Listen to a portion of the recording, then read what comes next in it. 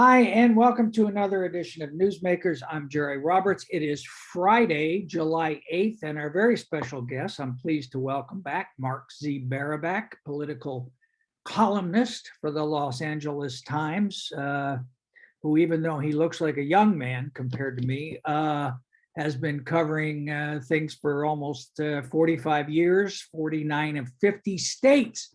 You have covered campaigns and elections in, including a dozen presidential races. What's the one state you haven't covered campaigns and elections in? Rhode Island. Rhode Island. Yeah. Is there a reason that there's nothing? It's never been a battleground. It's never been a swing state. I'm trying to think if it's ever had like a really super meaningful Senate or congressional race. I mean, no slight against Rhode Islanders, but isn't the Secretary of Commerce the former governor of Rhode Island? Yes. There's an angle for you. Raimondo. Yeah. She could have been my ticket there because she was being talked about at one point as a possible VP, but I just never made it. Yeah, because the Secretary of Commerce is always a newsworthy beat. Of course, exactly. Points that we remember that name. All right. Well, I want to thank you particularly for being with us because Mark is actually suffering from COVID. Do you know if it's BA4 or BA5? Don't know. I haven't done that test, but I'm probably one of the few people who had to go off into the wilderness, off the grid to catch it, right? I've been traveling. I want to be clear. I've been vaxxed, I've been boosted, I've been careful, I've been masked. But I moved around the country a lot. I probably have taken, I don't know, between 50, 100 plane flights, been all over the country, ridden on BART, went to Jazz Fest, squished together with people. But I only caught it when I went off the grid up in the wilderness backpacking with a friend who had it, and I came back and came down. So this is day 5 of symptoms. My wife let me out of the bedroom. Yeah, she let you into your office, which I've been living either in the front yard or the back yard. And I want to explain this thing over my shoulder. Longtime viewers will remember the strip of unfinished paint. We finished that. We are now in the midst of an office remodel. So that's like a measuring thing. So next time your millions of viewers tune in, it'll be my new, repainted, expanded, better than ever office. Back. I won't have COVID. You're gonna put the bookcase back there for the backdrop, or I don't know what she's gonna do. My wife has taken it over. I'm just gonna work here. She's taken over the whole project, which is fine by me. She has much better aesthetic taste than I do. All right, let's talk a little politics. Your most recent column, Ignore the Noise, Here is Why Gavin Newsom is Not Running for President in 2024. And of course, Gavin reignited the speculation when he bought some ads in Florida attacking Governor Ron DeSantis, who is perhaps front runner on the Republican side. And why do you say Gavin's not running? All of the smart people in Washington have done hot takes explaining why he is. Well, to address that, look, you and I we've been in this racket for a long time, and I liken political reporters are like children with a new toy. It's like they're playing with it. It's like they get bored after a while. They put it down. Oh, here's something new. And, we're tired of Kamala Harris. Oh, we're bored with Pete Buttigieg. Oh, look, Gavin Newsom. Here's something new. I don't think he's running for a few reasons. I mean, setting aside his sub-zero interest, I'm not running. I mean, of course he would say that. But, I've spoken to people in Newsom world who say he's never sat down and had any sort of serious, deliberate conversation. It's not like, they handed over the plan and he's going through it page by page and checking the boxes. Folks say that, this is Gavin being Gavin, which is to say kind of freelancing, kind of making moves as he goes along. I mean, does he want attention? Does he value the attention? Does he welcome the attention? And is he frustrated that a lot of Democrats aren't being more vocal in pushing back? Yes, all that stuff is true. And to quote from my own column, normally if it walks like a duck and sounds like a duck, I say it's a duck, but I think in this case, he's not running in part because I think he's smart enough to know, look, we've had several governors who've tried, Pete Wilson, Jerry Brown, Ronald Reagan, and all of them failed. It's really, really hard, and we could talk about it. It wasn't until Reagan was out of office. No, in 68, Reagan was governor in 68 when he ran. It was kind of a half-hearted and last minute thing, but he ran. He ran for president in '68 when he was governor. Failed, as did Jerry Brown, as did Pete Wilson. It's really hard to be governor and run for president, period, full stop. Then there's the other things we're looking at. Democrats are very frustrated with Joe Biden right now. So there's this, maybe Gavin, he's not going to take on Joe Biden. You can dislike Gavin Newsom, you can hate his hair gel, you can hate his smile, you can hate his policies, whatever. He's not a dummy. He's not going to undertake a kamikaze mission. Well, and what about the Harris factor? Well, and I don't think that's the other thing. Look, if Joe Biden were not to run, then the automatic front runner by default becomes Kamala Harris, the vice president. And I don't think Gavin Newsom would take her on. He said he won't. I don't think he would take her on frontally. If she stumbles, that's a different story. But I think it would also be tough, notwithstanding her current poll numbers, I think it would be really, really tough, not impossible, very difficult to knock her out and deny her the nomination. And I promise you, there's going to be all sorts of pushback. If there is an attempt made, whether it's accurate or not, people are going to say, her supporters are going to say it's racist, it's misogynist. Why is the vice president the presumptive front runner every time until it becomes a Black woman? And they're going to make that case, legitimate or not. I think that's something that any Democrat who goes up against her would have to contend with, would have to answer with. And I think it has the potential of really dividing the Democratic Party in a way that'll make the Obama-Hillary, the Sanders-Hillary divide look, I think I said in my column, like a children's tea party. I think it'd get very ugly very quickly. Well, what about the argument that she's really flopped on the national stage? I mean, first, obviously, in her presidential campaign, which didn't do very well, and she's just kind of made a hash of things as vice president, hasn't she? She's got staff, there's leaving all the time to get TV shows, but nonetheless, she's screwed up a bunch of interviews. What about that argument? Well, that argument is out there. She would have to address it. And the way that she would address it would be by going out and being a better candidate than she was before and by winning. And if she does, then she'll banish all those doubts. And if she doesn't, then, there'll be even more concern about her. There'll even be more of an impetus for someone, Newsom, Pete Buttigieg, you name it, to get in and run against her. But, the only way that you overcome that is by proving that you can do better and by winning. Winning is an antidote to a lot of things. All right. The other piece on the Newsom thing that is interesting to me is his criticism of the Democratic Party itself. He said for some Democrats, it was a welcome tonic for the sluggishness that seems to have beset their party. I mean, untamed inflation, futility on Capitol Hill, and impotence against the reversal of abortion rights. Why aren't we standing up more firmly, resolutely?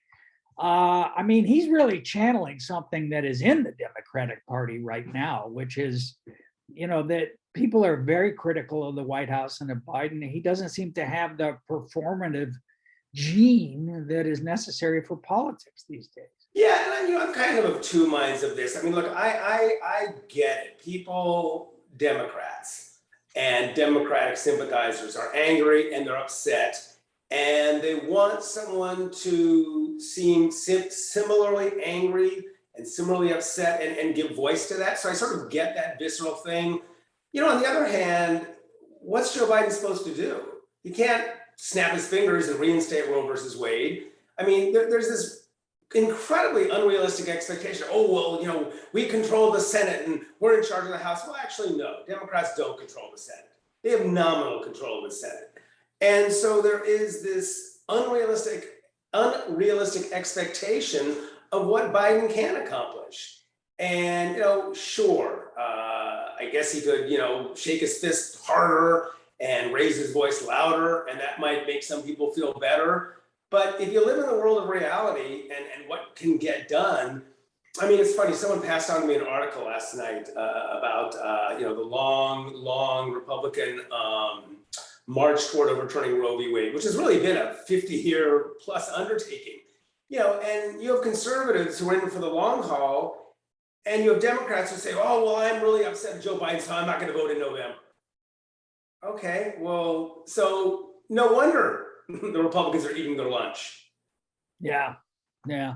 Well, there's that, and but the other thing, how much of this is generational? I mean, you look at Nancy Pelosi, the speaker, Biden's what 80 something, Dianne Feinstein. I mean, there's just there are old people who are leading. They are old people, and they are people who are used to a different style of politics. And you and I are older. We're not as old as them, but I mean, I don't know, is that a bad thing? What we're saying is, okay, they're not going on Rachel Maddow and they're not tweeting and they're not doing all these things. Well, okay, right. Maybe it is a generational thing, but is there anything wrong with trying to get something done? Is there anything wrong with, things don't happen quickly. We're accustomed now to this instantaneous Amazon mentality where if you want it, it'll be on your doorstep in 2 hours. I mean, change takes time, progress is slow, change is incremental, politically speaking, very often. And so, I mean, I don't know, is a throwback to a time when people actually were trying to get stuff done, maybe settling for half a loaf and coming back for more. Is that so bad compared to tweeting and venting and feeling really good about letting off a lot of steam and doing a tweet that gets a lot of likes but accomplishes nothing? Well, of course, I mean, figure that out. The problem with being an institutionalist in Washington is there's only one party that wants to make the institutions work. Well, I grant you that, but I mean, I just, I don't know. I never thought of myself as an institutionalist, and I grant you that. And really, the answer lies with the voters, right? If people are unhappy, then you know what, then vote. And don't just focus, don't be one of these people who sends, a check to Amy McGrath in Kentucky so she can waste $80 million not beating Mitch McConnell. I mean, they're not as sexy and they're not as important, but if it really matters to you, then, vote in your state legislative race, vote for your local county commissioner, vote for these local races, because really a lot of these issues now are coming back to the states. So these are the races that are gonna matter. Maybe they're not as sexy and they don't grab the headlines and it wouldn't have, the visceral pleasure of defeating a Mitch McConnell, or if you're a Republican, knocking off a Nancy Pelosi. I mean, at the end of the day, I don't want to get all highfalutin Yankee Doodle Dandy, but in a representative democracy, the power really lies with people. And if you're not happy about it, then it's up to you to do something.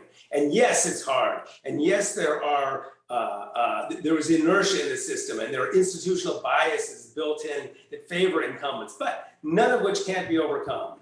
And again, it takes time. It's not going to happen tomorrow. It's not going to happen in November. It might not happen in 2 years, but can happen in 3 years or 5 years. But people have to stick to it and be engaged and involved and do things like watch Newsmakers with Jerry Roberts to be informed. That's the key. That's the key. That's the key. I think you're right. But again, we just had a president who staged a coup, who attempted to end democracy. And you had a column a couple of weeks ago, "I'm the effing president." January 6th hearing showed an unhinged Trump and why he should never lead again. And among other things, you quoted the historian Michael Beschloss, who said, "Never in history have we heard credible testimony before Congress this shocking against the president of the United States." And then you add, imagine what the disgraced ex-president would do if voters ignored everything we've seen up to now and rewarded him with another term in 2024. It's frightening to think. That's very realistic. It is very realistic. And I mean, look, I am an optimist. If I'm wrong and it's 2024 and Trump is in office and I'm in prison for writing the things I've written, hopefully they'll give me leave and I can do your show from behind my prison bars. I mean, look, I am, as I said, an optimist. And what would really worry me is if Trump had done all the things he had done and been reelected. We've seen signs of pushback. The Secretary of State candidate in Georgia, who was running against someone who was very explicit about Raffensperger. Right, he won his election. There are a lot of candidates around the country who have distanced themselves from Trump, some to a greater degree than others, who've been reelected. I mean, I would be a lot more worried if Trump's numbers were better. if he was doing better in terms of endorsements. I mean, he puts out this fallacious thing about how great his endorsements have been, by endorsing a lot of people who are going to win anyway. I mean, like I said, I would be a lot more worried if his approval rating, not among Republicans, but among voters in general, was going through the roof. If there was a lot more sign, I mean, there has been pushback. There are these hearings. I think there's some indication that support for Trump is softening in terms of him running again. The ultimate test will be if he does run again. And like I said, let's check back in December 2024 and see what happens. Well, and before that, we'll sure get some hints of it in the midterms, in the congressional midterms. I mean, I think, the issue is, to me, seems less and less like Trump. It's that he has made the Republican Party a Trump operation. I mean, that's who's succeeding in the Republican Party, the Marjorie Taylor Greenes. And let me tell you, the three most feared words in the English language: Speaker Kevin McCarthy. What's your take on the midterms? Well, I think it's extremely likely Republicans are going to take over the House. And then the question becomes,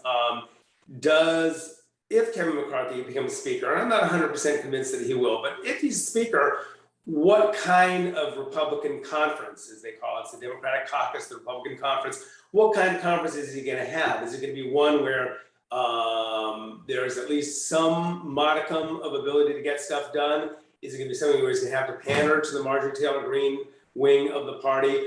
Will they overreach? I mean, I wouldn't be surprised if they Trump, I was going to say Trump. It's not Trump. If they gin up some sort of something to impeach Joe Biden. But if they overreach, then it'll be the Republicans who will face the backlash in 2024. I mean, we do have, up to now, and we can talk about, there are some scary things going on, but we have always had this sort of great self-correcting democracy, functioning democracy, right? It takes time. It doesn't happen overnight. But, if things go too far one way or another, there is a self-correcting mechanism. And, if Republicans overreach, then there'll be a backlash in 2024. And the only way to get a message to these folks is, I've said, and I'll quote myself again, there's no organism on planet Earth more sensitive to heat and light than a politician. And if they do stuff that's going to hurt them and they're going to see people losing as a result of it, then they'll stop doing it. Yeah. I mean, what's the basis of this? In the political writer's big book of cliches, we always say, is the election about hope or fear? And it just seems to me that the Republican Party is just, on fear on steroids all the time. I mean, I think that's what Fox News is all about. They just keep coming, the replacement theory, all of these things. And the Democrats are out there trying to explain, how they're going to make the government work. I mean, it seems like an unfair fight in some ways in terms of messaging. Why are the Democrats so bad at messaging? Well, I think there's a couple things. I mean, I think Democrats, they've been pretty good at fear mongering the last couple cycles, right?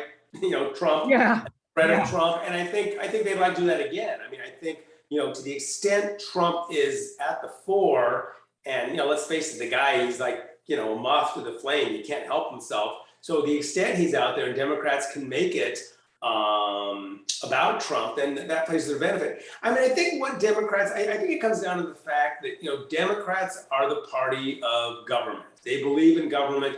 They see government as a force for good, a force that can mediate conflict, that can maybe smooth out some of the rough spots for people in life. And so they want to make it work. And so, it's harder, I think, to explain why something is beneficial. And if they're the party of government and explaining why government works, that's a more complicated message than simply saying government is the problem or get government off your back. So if there's a messaging problem, to the extent there is one, then I think it's maybe because Democrats are trying to explain something that's not as catchy, not as bumper stickable as get government off your back. Yeah. And, I think to a certain extent, it's also because with the structural things that favor Republicans, the Senate, the Electoral College, things of that category, I mean, it ends up being a center-right country. It's not a center-left country, I don't think. When Gavin was throwing his little hissy fit about Democrats, he said, I don't want any more Joe Manchins. Oh, okay, well, go elect Bernie Sanders in West Virginia. I mean, it's just clueless to say something like that. Well, I think, look, I think Americans in general have a very sort of ambivalent relationship with government, right? It's like we need government, right? We don't want our planes to crash into each other when they're in the air. We want to be able to get on the street that's been paid by the government and drive to the supermarket and make sure the food we buy there is safe to eat. But by the same token, there's a great respect and sentiment about individuality and freedom to be who you are, right? So it's sort of like, on the one hand, we rely on government to a great extent, but to the same extent, we like to think of ourselves as individuals with autonomy and agency, which we do. So there's always been that tension. I mean, where better embodies it than the West, right? Which was all about rugged, the rough-hewn, rugged individual who through sweat and toil, tilled the land and brought forth what? With the help of huge government infrastructure, right? The railroads, that were handed Water, land, right? And water and all those sorts of things. So again, it's very, and I didn't mean, for us to get this deep and complex on it, but I just think we have as Americans, we have a very ambivalent and mixed relationship with government and with the services we rely on and in many cases need. all right, let's go a little more micro. What are you watching in the midterms particularly? Are there particular House races in California or elsewhere? And also, what's your prognosis on the Senate? There's a handful of races in California that are interesting. Mike Garcia won by the skin of his teeth. He's very vulnerable, one would think. Except he's running against Christy Smith again, so Yeah. you You've can got snatch defeat from the jaws of victory once more. Yeah, you've got Valadeo in the Central Valley who's facing a tough race. You've got Republican incumbents in Orange County. You've got Katie Porter in Orange County. I'm blanking on him. Is it Levin, the guy in San Diego, North San Diego? Mike Levin. Yeah, right. So there are several races in California that are on the bubble, which I should say historically is kind of interesting. We went through 20 or 30 years where things were so cut and dried, gerrymandered. I put this in a few columns. The fact that in between 2000 and 2010 we had I don't know how many hundreds of competitive House races in California. In all that whole decade, one seat switched partisan hands. By contrast, we could have as many as a half dozen plus competitive races in California this cycle, which is very unusual. California, as always, we kind of zig while the rest of the country zags. We historically have, how many times have we read the cliche about, the red wave stopped at the edge of the Sierra, right? So if Democrats have any hope, look, I'm not making a prediction, but, I think it's highly, highly, highly likely Republicans take back the House. But if California can do anything for Democrats, they could pick up a seat here or there, which could slice the margin by a seat or two or three, for whatever that's worth. I think the Senate is much more competitive. What's interesting about the Senate is, students of politics and political hacks and junkies like you and me will remember 2010, when Republicans won, I believe it was 63 House seats. Democrats managed to hold on to the Senate. Why? Because the Republicans nominated a lot of nutty candidates. Sharon Angle next door in Nevada, Tea Partier back when the Tea Party was a thing. That gal in Delaware, I'm not a witch. She was a witch, witch, who's right? not a witch. A lot of really, really flawed candidates. There's every reason to believe Republicans have gone down that path again this time. You have Herschel Walker, who is just a walking human dumpster fire as a candidate. Eric, tie up my girlfriend or my mistress and take pictures of her, Greitens, could be the nominee in Missouri. You have Emmett Oz, who's running for Senate in Pennsylvania from his home in New Jersey. A lot of really, really flawed candidates. So, not making a prediction, but if the Democrats were to somehow hold on to the Senate, and you have me back on your show and we're talking about it, I think we'll say it was because Republicans just went down that 2010 road again. They got too Trumpy. Yeah, they went for Trumpy people and they went for really just flawed candidates. J.D. Vance is another one, although Ohio's really tough for Democrats. But if Democrats hold on to the Senate, it's going to be because they nominated a lot of really weak, flawed, bad candidates. On the other hand, here's where I introduce my flotsam and jetsam theorem, which is if a wave is big enough, it'll carry all sorts of stuff onto the shore that would never make it there on its own. So if the wave is big enough, you can sweep a Herschel Walker in, you can sweep a Greitens in, you could have swept in a Sharon Angle perhaps. And the other thing that's a little bit different, I had a conversation the other day with some folks, and we were kicking around the 2010 difference, and we suggested that one difference now is that, believe it or not, we've become even more polarized, and that voting has become very parliamentary, meaning people are voting for a party. They're not voting for a candidate. It's, I want Democrats to control the House. I want Democrats to control the Senate. I want Republicans in control, vice versa. Candidate doesn't matter. You are voting for the party. Doesn't matter, walking human dumpster fire, whatever. If they've got a deer and I by their name, I'm voting for them. So if we have an explanation, we're talking again in December, why are we talking about Senator-elect Herschel Walker, Senator-elect Mehmet Oz, and on? It'll be because people just wanted to elect a Republican majority. Didn't matter how they got to that point. Yeah. So you're watching Georgia, the Herschel Walker thing, Dr. Oz against Fetterman, the lieutenant governor in Pennsylvania. That's a big one. Yeah. In Arizona, is it Mark Kelly is yes, should mention Arizona. In fact, Nevada, if anything, is going to be a really good test case of what I was just talking about. I should have mentioned, a lot of people will tell you that Cortez Masto, the Democratic incumbent, is the most vulnerable. I mean, Nevada. Yeah, you can rank these however you want, but she's running against Adam Laxalt, who's a very vocal election denier, has been very, very Trumpy, in a state that Democrats have carried pretty consistently, but Nevada's been more purple than its voting record would indicate. So those are two big races to watch, two very important races, and then there are a couple races that I'm looking at in terms of, we're talking about wave. If things get really, really bad, Michael Bennet in Colorado could be in trouble, which a state where he never should be, very pro-choice state, very blue state, historically, typically Republicans there. Now, see, this goes back to this idea that, Trump and the Trump wing of the party has not been wholly successful, right?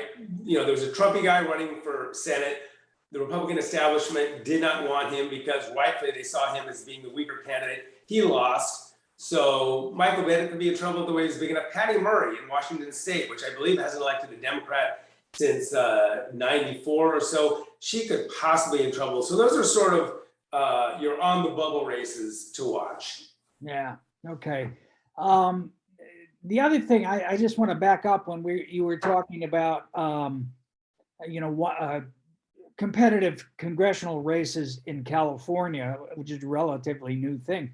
I mean, to what extent does that go back to the fact that we now have an independent reapportionment process, the redistricting commission?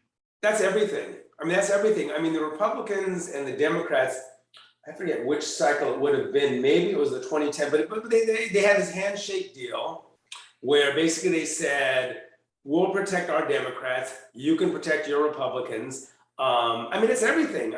You, a name from your past, Phil Burton, his famous, such a great quote, people dredge it up every 10 years or so, the map, with the famously gerrymandered district that he called My Contribution to Modern Art. The commission is hugely important. It explains everything about why we have competitive races, because, if you leave it in the hands of self-interested politicians, they're going to do what you would expect them to do. They're going to protect their own. Well, here's a question I don't know the answer to, and I haven't seen it addressed anywhere, but because I want to talk about the Supreme Court a little bit now, because that's just become such a huge factor, and we haven't talked about that. But they just took for the next term a case involving what's called the independent legislature. I think it's from North Carolina, and the legislature is basically saying that no, state courts, the governor, nobody has the right to do anything with the reapportionment maps that we draw. And there's a lot of fear that this court is going to uphold that. Michael Beschloss says, because the court took that, there is a possibility we may have seen our last fair and free presidential election in the US, which is quite a sweeping statement. Would we lose the redistricting commission potentially if the court upheld the independent legislature thing? And secondly, what importance do you place on it? How important is it? The short answer is I don't know. My hunch, though, is that since it was something that was passed by a proposition, right? The commission was established by a vote of the people in a referendum. So I don't know. You'd have to ask a legal expert. I mean, I don't even play one in the newspaper. My hunch is that it wouldn't, because it was a commission. I mean, look, that's a very, very scary prospect. What we're talking about. I mean, the ability for legislatures to override, to overturn the will of the majority is really scary. But I go back to what I was saying earlier. If this concerns you, then what you need to do is elect lawmakers who won't do that, who would say, we will abide by, we will pass legislation, we will amend the state constitution, we will do whatever it takes to ensure the integrity of our elections. And yeah, it's scary, but if there's a remedy, I mean, you can do one of two things. You can wring your hands and curl up in a fetal position and say, oh my God, this is the end of democracy. You know what, this is awful. Or you can get engaged and you get involved. And you can get involved in state legislative races, and you can elect lawmakers who will explicitly promise not to do this. I mean, if you have a Supreme Court that's going to, by fiat, do all these things, our system does allow for voters to act, to counteract that. But there's no accountability for the Supreme Court. And what they've demonstrated with this 6-3 majority that they stole, they're perfectly prepared to throw out all kinds of precedent. Obviously, Roe v. Wade, but they're going after the regulatory state where they on this EPA decision that knocked down the climate efforts. I mean, what about that? That's why I get in the fetal position, which I am often. Right. Look, I don't disagree, but what the court said was Congress has the power and not the executive branch to regulate global warming. And you can agree or not agree. And you can look at the dysfunctionality of Congress and say the only way around it is for the executive branch to act. But what that's done for a long time is give lawmakers a pass, because they have the freedom to vote against these things and watch our planet heats up and our forests burn down and our air gets polluted without acting, because, well, you know what? The executive branch will take care of it. So I don't agree with the decision for whatever that's worth. I think it's a bad decision. And again, I'm not a legal expert, but the bottom line is they threw it back in the lap of Congress. So again, if people don't like that, then you know what? Then vote for members of Congress who will vote for legislation. I mean, that's what Congress said. That's what the Supreme Court said. They said the executive branch can't do it. It's up to Congress. So you know what? Elect members of Congress then who will do it if it's that important to you. Yeah. I mean, like I said, if I sound kind of pissed off, it's because I am. I'm so tired of this, elections don't matter. Oh, all parties are the same. Well, no, they're not. And if the Supreme Court's actions on things like Roe versus Wade don't convince you of that, well then fine. Go to the beach and go swimming and see you later. But you know what? It does matter.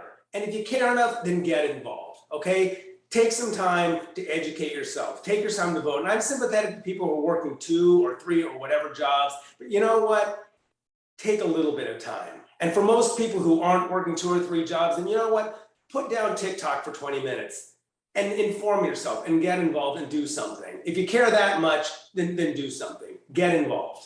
All right, let's talk about Roe v. Wade and the impact it's going to have.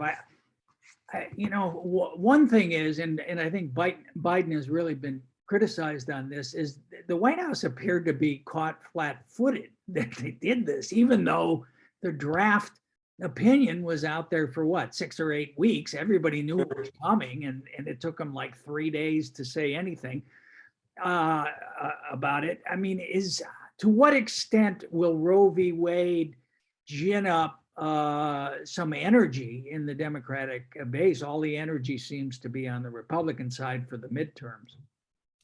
I think it's going to help on the margins, maybe in some close races. I mean, look, could it be worth 2 or 3 points, say, maybe will it, be worth 7 or 10 points? I'm talking about if a candidate, is trailing and needs to make up 2 or 3 points, maybe in some places, not all over. I mean, we've seen a few tests, very, very mixed results. There's indications in Nebraska, there was a special election in Omaha where the candidate was expected to lose by a little, by a lot, only lost by a little. End of the day, they still lost. But you had, the only pro-life, quote unquote, anti, whatever categorize, however you want to put it. Henry Cuellar in Texas. The only pro-life Democrat. Right, and I'll use pro-life for shorthand's sake. Only pro-life Democrat beat a progressive candidate who ran very much on the abortion issue, right? So we've had very, very mixed results. I haven't seen any indication. I haven't seen a huge flood of Democrats to the polls as a result. My thing is, again, people are really ticked off now. Are they as ticked off as they were 2 weeks ago? I don't know. Will they be as ticked off in October or November? Will they be as ticked off a year and a half or 5 or 10 years from now, right? That's the question. And I think, the ever-wise Charlie Cook, who political junkies will be very familiar with from his, nonpartisan newsletter, now the Cook Report with Amy Walter, said to me in a piece I did, he said, if Biden was at 50% approval and the economy was perking along, which in a weird way it sort of is in terms of jobs, but inflation is bad. He said, and yes, this could make a huge difference. But he said, Democrats are in a 10-foot hole. And January 6th might fill in a foot, and guns might fill in a foot, and abortion might fill in a foot. They're still in a deep hole. Yeah. What about the gun issue? I guess they're about to sign this quote unquote gun safety bill for the first time since 94 something.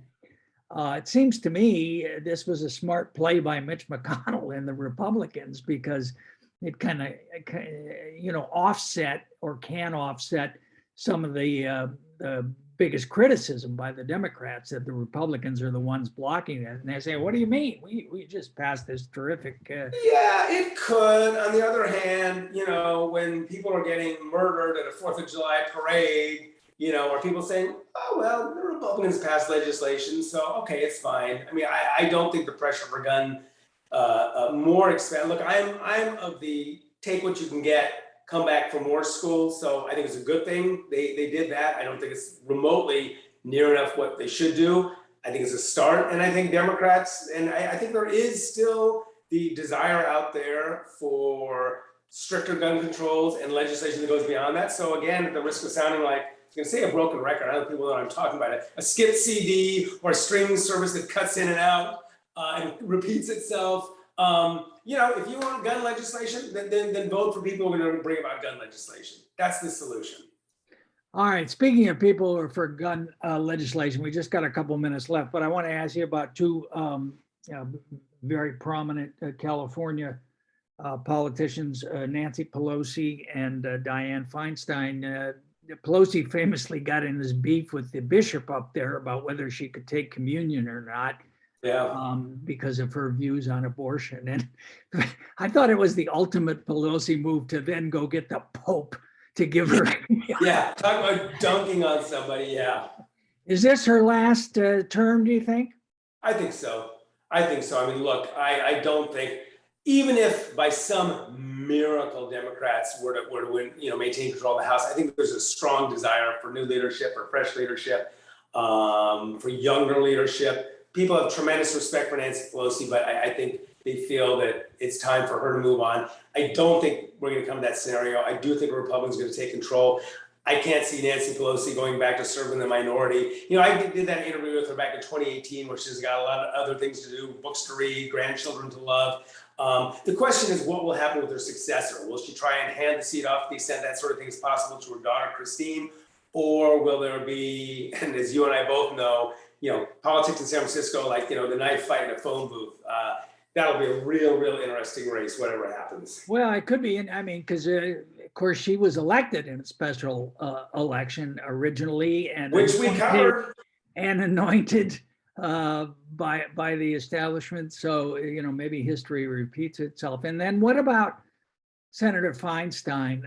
You've written a couple of columns. Of course, there's a lot of national and statewide coverage, saying she's basically senile. She's got dementia. She's got all these things that she can't function. You've been someone who's said, what, give her, why should she resign? Give me a break. What's your take on that?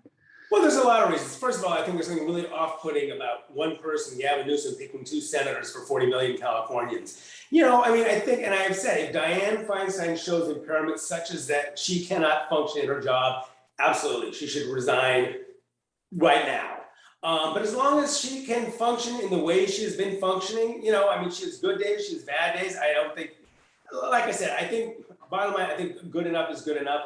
I think she should serve out her term. I think if people want to run against her, then go ahead, run against her, announce, get your campaign started tomorrow if you'd like. But again, I don't think that she has lost her capacity to the point that she should step aside and let Gavin unilaterally pick both of California's senators. I think that's really bad.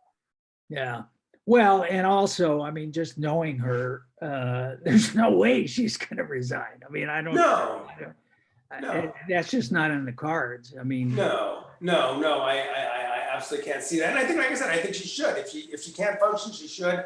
As long as she can, it's a year and a half. Let her be. Let her do her job. Let the campaign for her successor start tomorrow. I would be beyond shocked if she were to announce for re-election. I think she'll wait.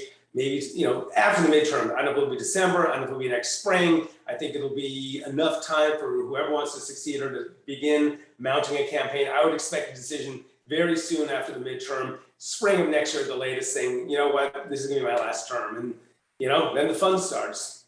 Yeah. Okay. All right. Well, you seem to be having entirely too much fun as a columnist, I have to say. Still a relatively new gig for you.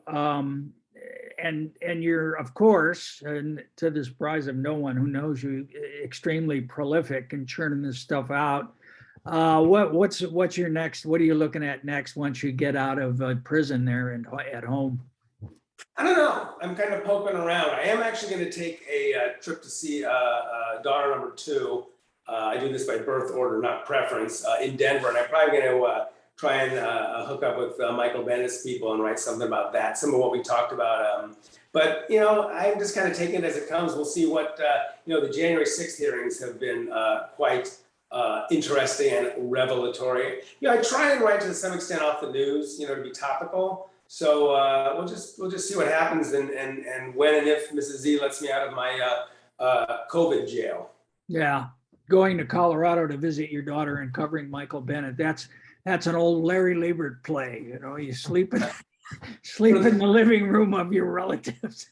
For those who don't know, a dear old colleague from our Chronicle days. I want to bring it full circle over the backpacking thing. It's something I've said over and over. I was talking to my backpacking buddy, and we can't help it. We talk about these things. And we talk about what's going on with our government and people getting involved. And I said to him, it's sort of like, if your house is on fire, which I kind of feel like our country is right now, do you stand on the sidewalk and burn, or do you pick up a hose and a bucket, right, and try and put out the fire? And our country in many ways is on fire right now. So that's the choice people make. Do you stand there and watch it burn, or do you pick up a hose and do your part to put it out? All right. Mark Z. Barabak, thank you so much. I have been in a 10-foot hole of despair, and I think maybe you gave me at least a foot. All right, good. But I'm still in a very dark place. Hey, thanks for checking in with us, and we'll talk to you again soon. And I hope you recover soon from the COVID. Always a pleasure. Thanks for having me. Thanks.